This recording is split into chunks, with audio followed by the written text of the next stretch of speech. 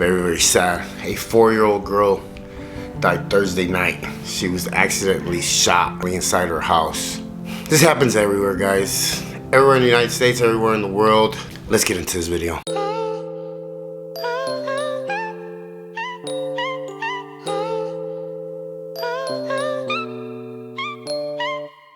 Cartel got me working for the big faces. Federale got my car full of brick cases. Hit the pen with a grin, there ain't no faking. I was picked to my back for my shoelaces. Got out, should've seen the look on their faces. All jealous cause your boy stacking hella paper. Set up by the crew, they done put a banger in the trunk of my car and left me to hang there. No thing, then attorney went and beat the case. Got a job digging holes for minimum wage. Had a dream that Kato said he proud of me. Stay here, don't leave, keep doing your thing. Quit the drugs, but you know I went back to selling. 6-time failing, I went back to prison. Got my head right, got my bread right. Push these weights like a kilo in a tailpipe. Trying to do right, I got a mission. Trying to give back to my boys in the prison. The old me's gone, I ain't never.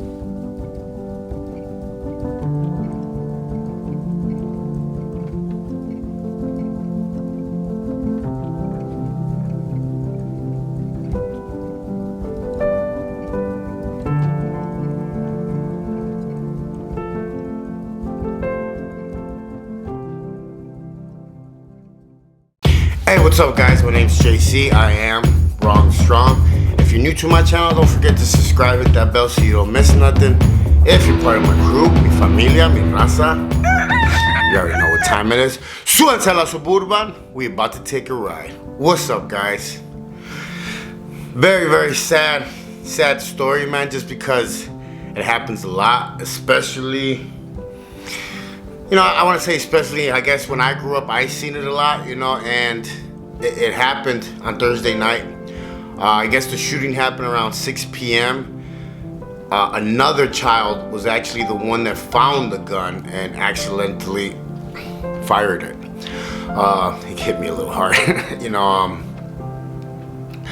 I've been around this before, you know, and they're saying that a visiting relative brought the gun to visit.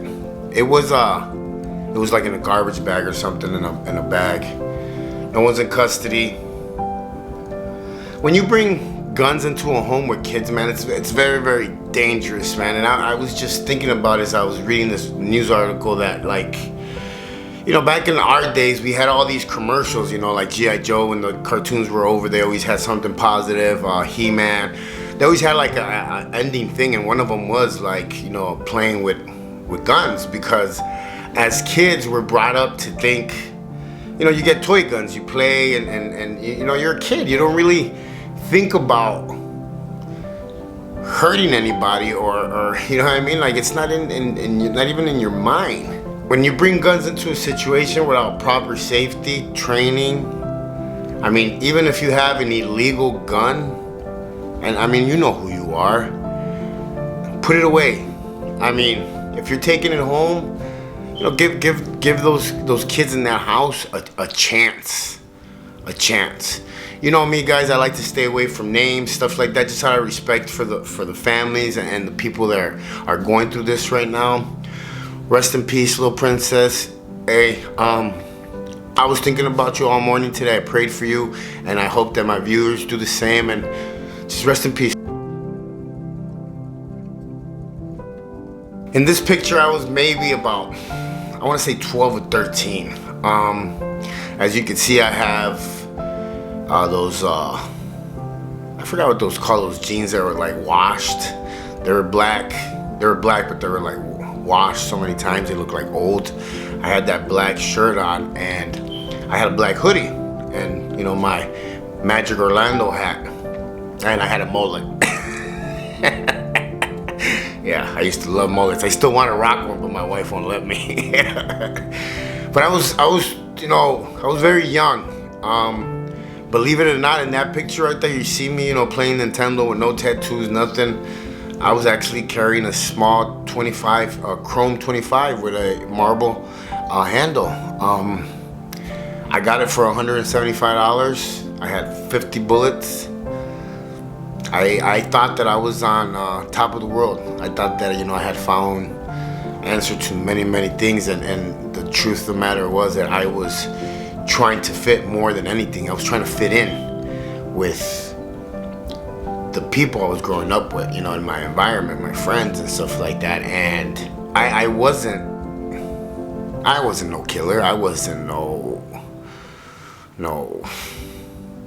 I wasn't a lot of things, you know, and I forced myself to be them in order to fit in. You know, and because I was trying to fit in so much, I was always volunteering like a dumbass to go on missions, and day after day, you know, they used me. The mob used me, and the older guys used me to rob dudes, and they used me. And I'll never forget that night, man. I was walking home. I was walking home from 55th and Christiana, and I had to walk from 55th and Christiana all the way to 59th and Holman. And I started walking, and I thought, you know, ever since I had got that pistol, I thought I could walk anywhere. I was always in Crown Town, on 63rd by Marquette Park. I was always everywhere the day I got that gun, because I thought I was like unstoppable. And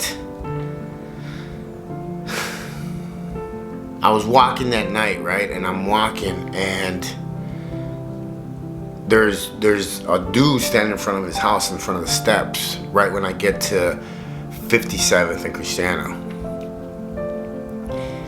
And I throw out my gang sign. You know, I was hanging around with the SDs at the time from 59, and you know, I throw out the fork, and he comes down the stairs and gets in my face. You know, he ended up being a Latin King from 26th Street, older. He was way older, maybe in his 40s. Like I said, I was 13, 12. And he grabs my hand, you know, and I go to pull the pistol out. And he tells me, you know, pull the trigger. Pull the trigger.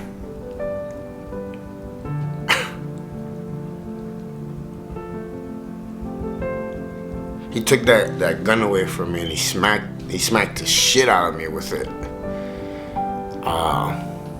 I remember tasting the blood from my mouth, and then he grabbed me, and he told me that like he could have like smoked me, you know, he could have like fucked me up. And that was the first person actually to like let me slide, you could say, because he could have done some harm to me, you know. And you know, it's crazy because after that I kind of respected him for it, because I would see him in front of the house and I would just nod to him. Nobody knew he was a king but me. I never told none of the SDs. I pretty much just kept it to myself.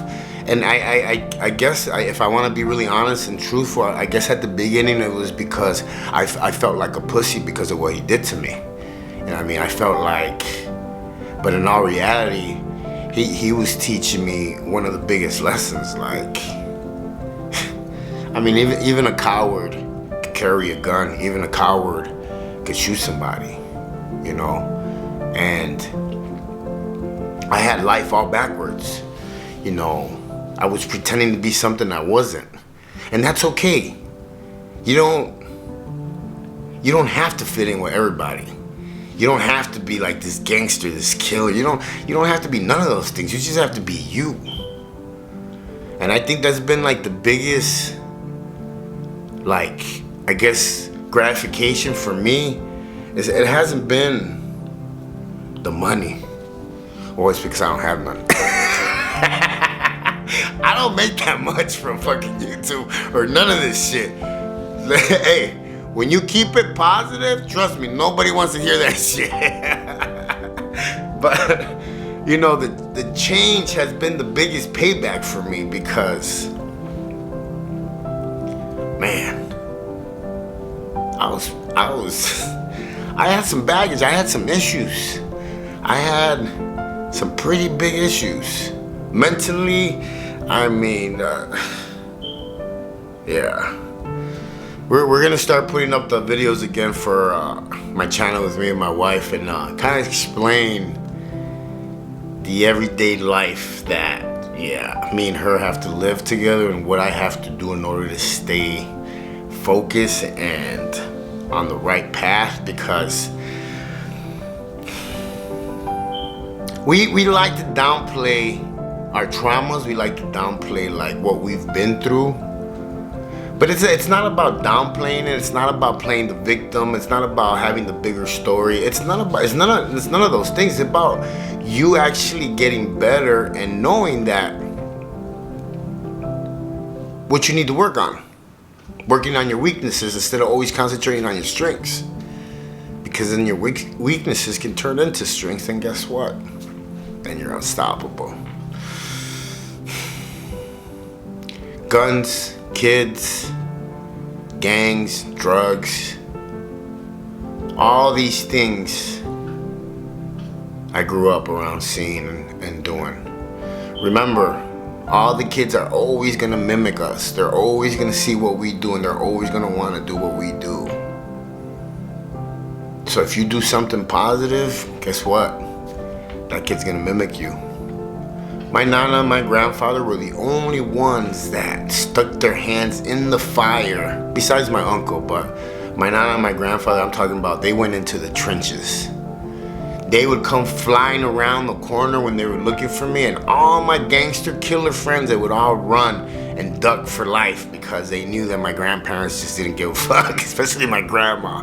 And she would jump out and tell me to get the fuck in the car. Remember, these are the grandparents that I told you that built a fucking super max basketball court in the back of their house so I wouldn't have to leave the house in order to go play basketball. But you know what? I always respected my grandparents. Never talked back to them because they always loved me and they always tried.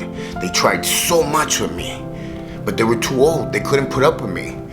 When they lit up my house on fire, the garage, and they were lighting up the house, my grandparents couldn't deal with that shit. They couldn't. They couldn't. I was a walking target.